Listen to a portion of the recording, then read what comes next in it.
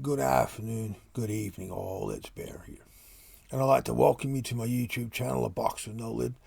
A channel I'm creating not only to just bring awareness around the structures of complex trauma and the structures of adoption trauma, but I really want to delve into the understandings to create the path of healing. Now, this is the next video in the adoption series.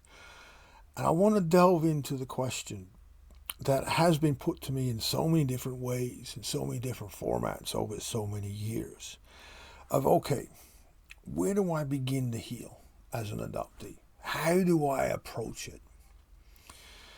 This one is a really difficult one to answer because one, it is purely individual and the circumstances in a person's life play a huge part. Also, the dynamics, the individual's dynamics around their adoption and their experiences and the people around them now play a huge part as well. But what I want to stress in this video is the importance of creating a sanctuary space within inside yourself, a habit of choosing to step out of everything that's going on, take a moment to assess where you are at and what are the questions you need answered and how are you going about answering those questions. If you want to start to heal as an adoptee because of the environment that we come from and because there are so many players involved, this is not an individual's healing process. We have all these layers of negotiations because we need all this stuff from others to be able to heal ourselves. That's just the reality of what adoption creates. We need to have a space to make those things, that the interactions we have and the answers we get, our own.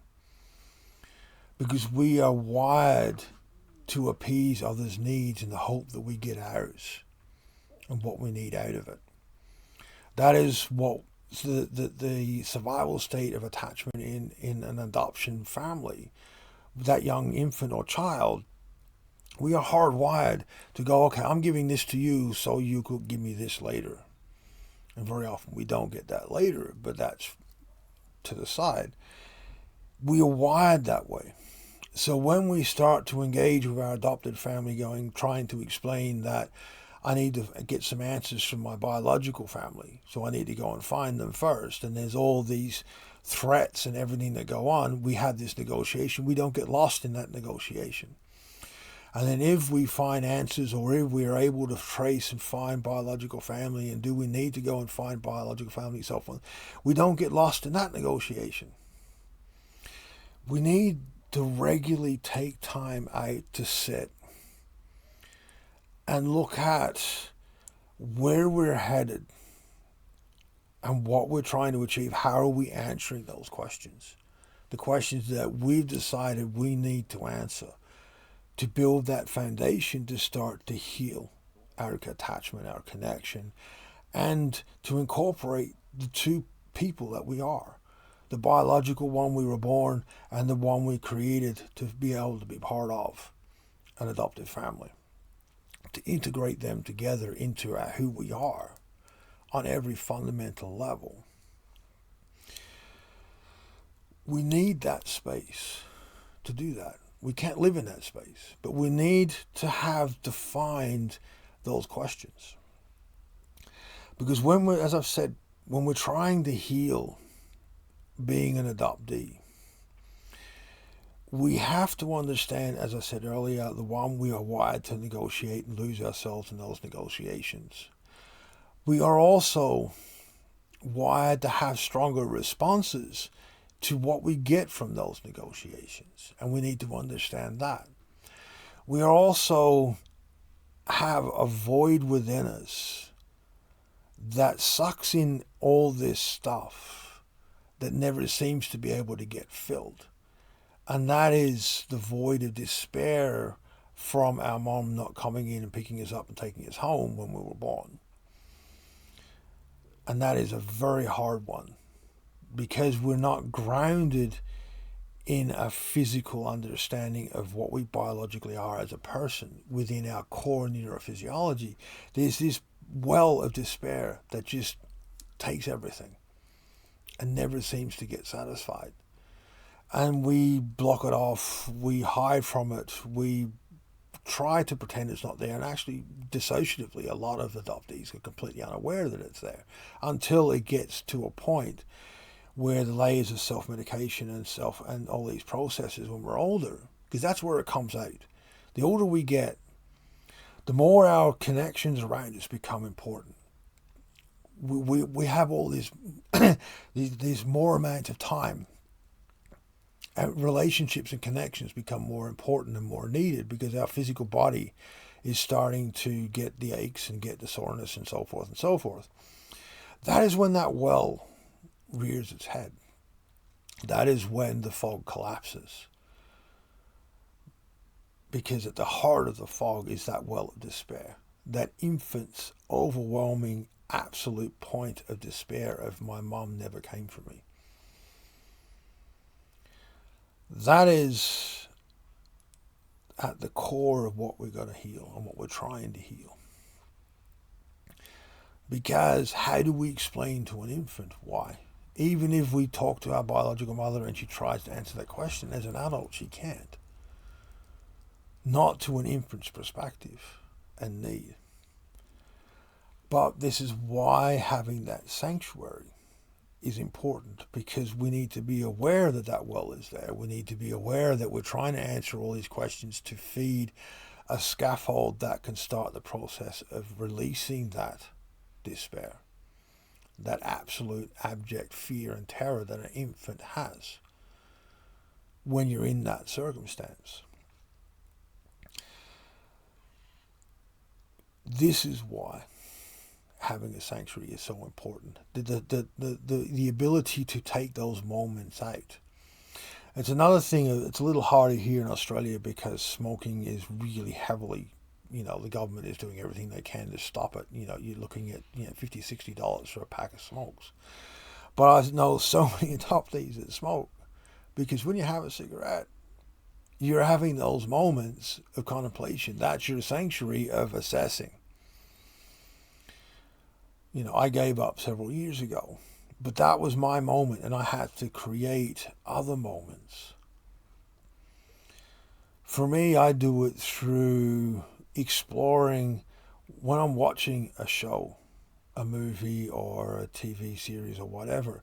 I'll pick characters and I'll follow their journey, using their experiences to reflect what I'm trying to answer, to ask myself, where am I at in my stages of this understanding to be able to heal? And in the next couple of videos, I'll go into a little bit more about other components of the healing. But it's understanding where you're at each stage along the way, and what you've learned that is helpful and what you've learned that is not so helpful.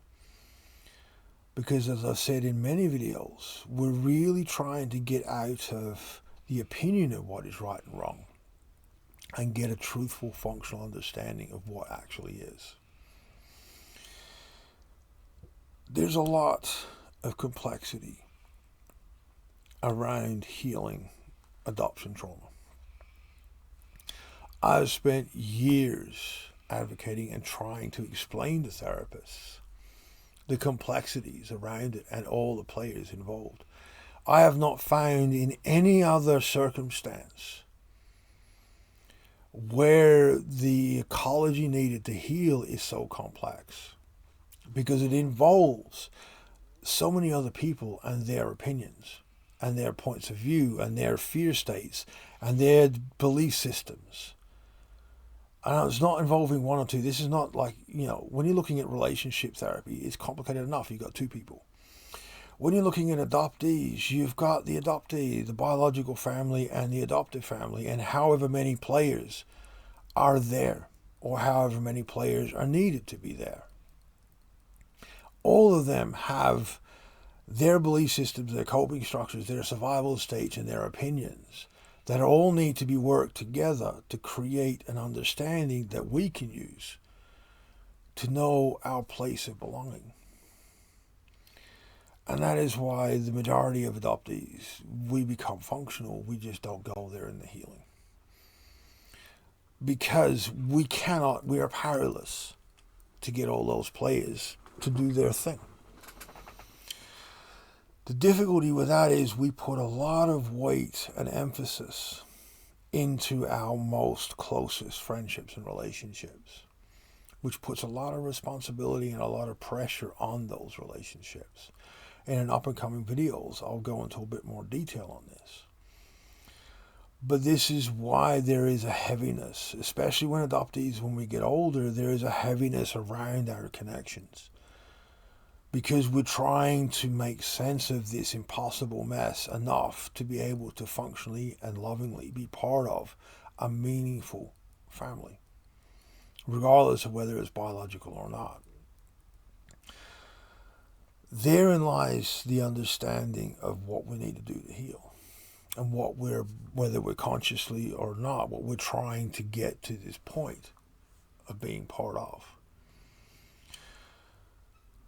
Remember to have that sanctuary and to take the time out daily to assess where you're at with what you're trying to answer.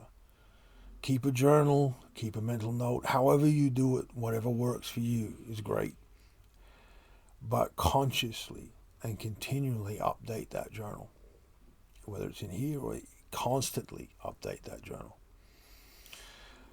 Because the older you get, the more important your connections are going to need to be, and they'll become naturally. And you want to have the ability to process, to be able to be part of.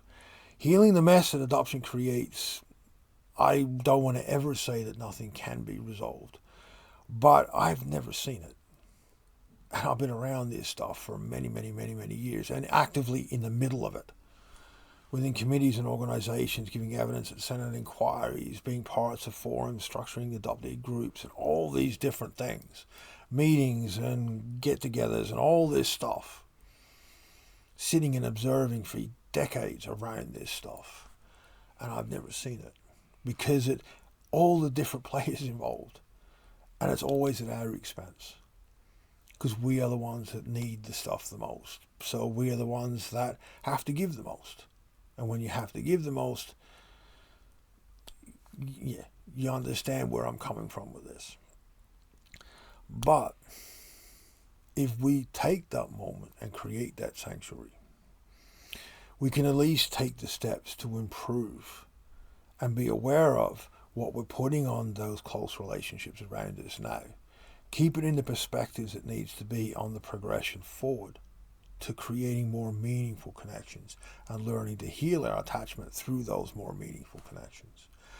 As always, I love your guys' comment and feedback. Please be mindful, safe, please be respectful, and I'll see you next time. Hope.